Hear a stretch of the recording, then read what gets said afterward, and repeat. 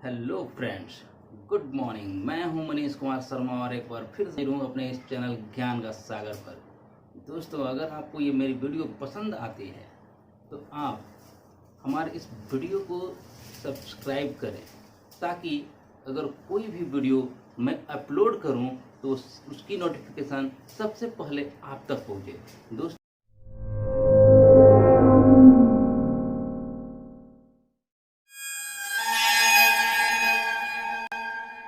कहा जाता है कि अंग्रेजी अंग्रेजों की भाषा है और गत 300 वर्षों से भारत अंग्रेजों के संपर्क में है। इसीलिए अंग्रेजी भाषा का प्रचार प्रसार लगभग आज भारत के हर राज्यों में है और अन्य विदेशी भाषाओं की तरह ये एक विदेशी भाषा न होकर के एक संपर्क की भाषा बन चुकी है। अच्छी अंग्रेजी सीखने के लिए सबसे पहले शिष्टाचार की प्रणाली को सीखना बहुत जरूरी होता है। हमारी भारतीय संस्कृति कुछ इससे भिन्न है।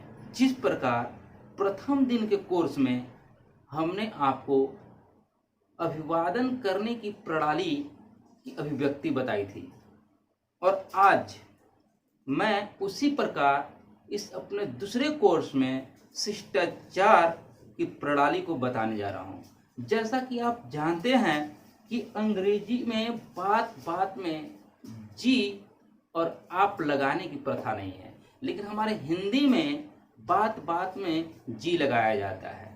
अगर आप हिंदी में जी लगाकर बात करते हैं, लोग कहते हैं कि आप सभ्य हैं, लेकिन इंग्लिश में, अंग्रेजी में ऐसी कोई अवधारणाएं नहीं है। लेकिन कुछ इसी कारण से कुछ लोग कहते हैं कि इंग्लिश जो है, अंग्रेजी जो है, एक रूखी भाषा है, ये असभ्य भाषा है। लेकिन मैं कहता हूं कि इंग्लिश असभ्य भाषा नहीं है। इसे सभ्य बनाने के लिए, एक अंग्रेजी सीखने के लिए आपको शिष्टाचार की प्रणाली की अभिव्यक्ति जानना बहुत जरूरी होता है। तो आइए हम लोग प्रारंभ करते हैं। तो अगर इंग्लिश में आपको मैनर्स इन इंग्लिश, यानी कि अंग्रेजी में अगर शिष्टाचार जतानी होती है, तो आप इन सारे शब्दों का प्रयोग कर सकते हैं। जैसे आप प्लीज बोलिए, थैंक्स बोल करके, no mention, kindly, allow me, after you, sorry, excuse me, pardon, it's my pleasure, ये सारे चीजों का प्रयोग करके, ये सारे शब्दों का यूज करके आप अंग्रेजी में सभ्य व्यक्ति कहला पाएंगे। अब मैं आपको बताता हूं कि इन सब का प्रयोग कहां करते हैं। दोस्तों, प्लीज का मतलब होता है, मीन्स होता है कृपया। प्लीज का मीन्स होता है कृपया। दोस्तों, अगर कभी भी आप किसी से पानी मांगते हो कि एक गिलास पानी दीजिए, ठीक है, किसी से कलम मांगनी है आपको कि एक कलम दीजिए, give me a pen please, तो आप उसमें प्लीज लगाइए। आप शुरू में भी लगा सकते हैं और अंत में भी लगा सकते हैं। जैसे अगर मैं ये कहता हूं कि give me a pen please, तो ये एक सभ्यता का परिचय देता है। Bring a glass of water please, या please bring a glass of water. तो इस तरह से आप एक सभ्य व्यक्ति कहला सकते हैं। यदि किसी व्यक्ति ने आपका मामूली सा काम किया, जैसे आपने टाइम पूछा और उसने आपको टाइम बता दिया, आपने उससे कुछ कहा, उससे कुछ पूछा और वो तुरंत उसे बता दिया, तो उसके बदले में आपका चुप रह जाना ये असभ्यता का परिचय देता है। इसके लिए अगर कोई भी व्यक्ति आपका छोटा सा कार्य करता है तो उसे तुरंत थैंक्स बोलिए। उसे क्या बोलिए? तुरंत थैंक्स बोलिए, यानी कि धन्यवाद बोलिए।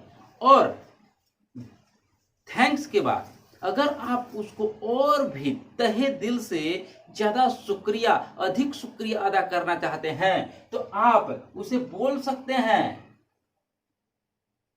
Many thanks to you. आप उसे बोल सकते हैं थैंक्स टू यू, ठीक ना। या आप उसे बोल सकते हैं thank you very much, thank you very much. या आप उसे बोल सकते हैं थैंक्स अ लॉट, यानी कि अगर धन्यवाद आपको करना हो तो बहुत सारे शब्दों का वो यूज कर सकते हैं, बहुत सारे वाक्यों का प्रयोग कर सकते हैं। तो आप थैंक्स बोलना बिल्कुल अनिवार्य है, तब जाकर के आप इंग्लिश में एक सभ्य व्यक्ति कहलाइएगा। अगर आपको अधिक उनका धन्यवाद प्रकट करना हो तो आप many many thanks to you बोलिए, थैंक यू वेरी मच बोलिए, थैंक्स अ लॉट बोलिए। यदि आपसे कुछ लेने के लिए कहे, सपोज डेट आप किसी रिसेप्शन पार्टी में गए हुए हैं और आपसे कोई कुछ लेने के लिए बोले, आपसे कोई कुछ लेने के लिए बोले, तो हम लोग क्या बोलते हैं? अगर हम लोग हिंदी की बात करते हैं तो मैं बोलता हूं कि नहीं मुझे अब कुछ नहीं चाहिए, नहीं मुझे अब कुछ नहीं चाहिए। I don't want to take more, I don't want to take more, मुझे अब कुछ नहीं चाहिए। इतना ये बोलने की जरूरत नहीं है स्पोकन इंग्लिश में। बस स्पोकन इंग्लिश में अगर आपको कुछ नहीं चाहिए तो आप बस केवल नो थैंक्स बोल दीजिए। क्या बोलिए? नो थैंक्स बोलिए। I don't want to take more, ये बोलने की जरूरत नहीं है, आप केवल नो थैंक्स बोलिए जब आपको अगर कोई चीज नहीं चाहिए। तो नेक्स्ट बात करते हैं नो मेंशन की। नेक्स्ट बात करते हैं नो मेंशन की। आपने किसी का एक छोटा सा काम किया और बदले में उसने कहा थैंक यू, तो दोस्तों आपका भी कुछ फर्ज, आपका भी कुछ ड्यूटी होती है कि आप भी उसे कुछ कहें, तो आप उसे नो मेंशन बोल सकते हैं। नो मेंशन का मीन्स होता है कोई बात नहीं। नो मेंशन का मीन्स होता है कोई बात नहीं। जब आपका छोटा सा कोई काम करे और आपको कोई थैंक यू बोले तो उसके बदले में आपको नो मेंशन बोलना है, इट्स ऑल राइट बोलना है, इट्स नो मेंशन बोलना है, वेलकम बोलना है, यानी बहुत सारे शब्दों का प्रयोग कर सकते हैं। यदि आपसे कोई कुछ वस्तु मांगे और आप उसे देना चाहते हैं, यदि आपसे कोई कुछ वस्तु मांगे और आप उसे कुछ देना चाहते हैं, उस वस्तु को देना चाहते हैं, तो आप क्या बोलते हैं? Take it. आप क्या बोलते हैं? टेक इट, इसे लीजिए। लेकिन ऐसा नहीं है, आप टेक इट मत बोलिए, आपको क्या बोलना है? It's my pleasure. जब आपसे कोई कुछ वस्तु मांगे और आप उस वस्तु को देना चाहते हैं तो आपको बोलना है इट्स माय प्लेजर। हम बात करते हैं जैसे काइंडली की, तो जैसे कि मैंने बताया था कि जहां प्लीज का प्रयोग करते हैं वहां पर हम लोग काइंडली का भी प्रयोग कर सकते हैं। काइंडली का मीन्स होता है दया करके। जैसे काइंडली पोस्ट द लेटर, अगर किसी से आग्रह करते हैं तो उसके लिए हम लोग इसका प्रयोग करते हैं, तब जाकर के हम लोग एक सभ्य व्यक्ति का परिचय देते हैं। अब मैं बात करता हूं अलाउ मी। दोस्तों, जब आप कोई भी वृद्ध महिला हो या कोई भी वृद्ध पुरुष हो, अगर किसी महिला की गोद से उसके बच्चे को आप लेना चाहते हैं तो, या किसी वृद्ध व्यक्ति के थैले को आप उठाना चाहते हैं तो आप उनसे बोल सकते हैं अलाउ मी। आप उनसे बोल सकते हैं अलाउ मी, आप मुझे अनुमति दें, आप मुझे अवसर दें, या मैं आई, आप मुझे अवसर दें। आप ये सारी चीजों का प्रयोग कर सकते हैं। कब? जब किसी महिला के गोद से आपको बच्चे को लेना हो, उनकी सहायता करना चाहते हैं आप, पुरुष के थैले को उठाना चाहते हैं आप, तो आप वहां पर यूज कर सकते हैं अलाउ मी। नेक्स्ट मैं बात करता हूं आफ्टर यू की। आफ्टर यू का मीन्स होता है पहले आप। वैसे तो देखने के बाद तात्पर्य ये पता चलता है कि बाद में आप, लेकिन नहीं, इसका मीन्स होता है पहले आप। जैसे कि आप किसी बड़े बुजुर्गों का एक ये होता है कि जब आप बड़े लोगों के साथ खाने के लिए बैठते हैं, जब बड़े लोगों के साथ आप खाने के लिए एक ही टेबल पर बैठते हैं, तो सबसे पहले हमारी भारतीय संस्कृति में एक रिवाज होती है। रिवाज ये होती है कि जब तक बड़े लोग जो होते हैं भोजन का एक निवाला अपने मुंह में नहीं डालते, तब तक छोटों का ये फर्ज होता है कि वो उस भोजन को टच न करें। तो इसके लिए जो छोटे होते हैं वो बोलते हैं कि पहले आप ग्रहण कीजिए, पहले आप खाइए। तो उसके लिए अगर मुझे इंग्लिश में बात करनी है, इंग्लिश में बोलनी हो, तो हम लोग ये नहीं कहेंगे बिफोर यू, हम लोग ये नहीं कहेंगे बिफोर यू, हम लोगों को बोलना क्या है? After you. इंग्लिश में, स्पोकन इंग्लिश में हम लोग को बोलना है आफ्टर यू। ऐसा तब करेंगे जब, अगर आपको ये कहना हो कि पहले आप ग्रहण कीजिए, पहले आप, तो उसके लिए हम लोग बात करेंगे, बोलेंगे आफ्टर यू। दूसरी चीज कि जैसे मैं बात करता हूं सॉरी की, आप छोटी छोटी जब गलतियां करते हैं तो छोटी छोटी गलतियों के लिए आप सॉरी का प्रयोग करते हैं। जैसे आप बाजार में जा रहे हो और किसी से आपका हाथ टच कर गया, आप बाजार में जा रहे हो, किसी से आपका हाथ टच कर गया, आप तुरंत उसे बोलिएगा सॉरी, यानी मुझे खेद है, तुरंत बोलिएगा सॉरी मुझे खेद है। तो ये आप सॉरी यूज कर सकते हैं। अगर आपसे छोटी सी गलतियां होती हैं तुरंत बोलिए सॉरी।